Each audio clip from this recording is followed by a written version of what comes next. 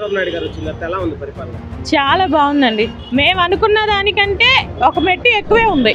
మేము ఆశించిన దానికంటే ఇంకా పెట్టుబడులు పెట్టడానికి కానీ, దావోస్ వెళ్ళి వేరే అన్ని విషయాల్లో ఇతర దేశాల వారి చేత పెట్టుబడులు పెట్టించడంలో కానీ పోయిన ప్రభుత్వం కంటే ఇప్పుడు ఈయన బాగానే మేలు చేస్తున్నారు ప్రజలకి. ఇంకా మేమేమనుకుంటున్నాం అంటే విద్యార్థులకు కూడా ఇంకా చెయ్యాలి అని బాగా ఐటీలో అంటున్నారు కదా, కంప్యూటర్లు ఇవన్నీ కోచింగ్ ఇప్పిస్తాము పిల్లలకి అని, అవి కూడా స్కిల్ డెవలప్మెంట్ అది కూడా బాగా చేయాలని ఆశిస్తున్నాం అండి.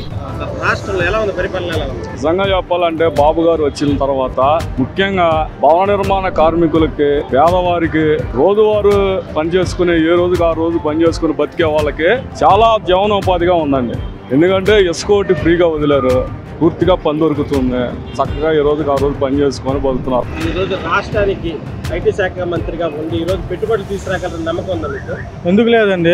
జగన్మోహన్ రెడ్డి హయాంలో ఇదే మీటింగ్ అప్పుడు ఇంగ్లీష్ లో మాట్లాడితే ఏమన్నా ఒక్క మాట మాట్లాడా హిహిహి అని ఎగిలిస్తుంది తప్ప లోకేష్ ఎరగదేస్తున్నాడు.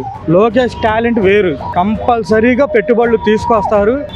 ఈ జరిగే 5 సంవత్సరాల్లో కూడా ఎంత డెవలప్మెంట్ అనేది అయ్యిద్ది అనేది ప్రజలు చూస్తారు, ప్రజలే నిర్ణయిస్తారు. చంద్రబాబు నాయుడు అనేది విజనరీ లీడర్. 95లో నుంచి ఆ రోజు ఉమ్మడి రాష్ట్రంలో ఆయన ఏ విధంగా కష్టపడ్డారో మనందరికీ తెలుసు. ఆ ఫలితాలు కూడా ఇవాళ ఎలా ఉన్నాయి కూడా మన హైదరాబాద్ మహానగరం చూస్తూ ఉంటే వాళ్ళ దేశ పటంలోనే వాళ్ళ మొదటి 2 స్థానాల్లో ఉంది.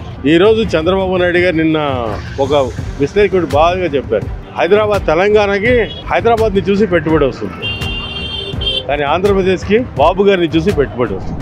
ముందుగా మనం మాట్లాడుకుంటే చంద్రబాబు నాయుడు గారు 2024 ఎలక్షన్స్ గెలిచిన తర్వాతే ఆంధ్రప్రదేశ్కి ఒక స్వర్ణ యుగం అనేది మొదలైంది. అందులోని దావోస్కి వెళ్ళటం, పెట్టుబడులు తీసుకురావడం అనేది ఇంకా అది మెరుగైనది. ఆంధ్రప్రదేశ్ ఫ్యూచర్ అనేది మనకు కనపడతా ఉంది. ఏదైతే 2047 విజన్ చెప్పి ఉన్నారో దాని ప్రకారం అడుగులేస్తున్నారు. ఆ అభివృద్ధి విషయంలో కానీ ఇంకా ప్రతి ఒక్క దానిలో సరే ఆయన ముందు చూపు అనేది చాలా ప్రజలకు చాలా అవసరం ఉంది.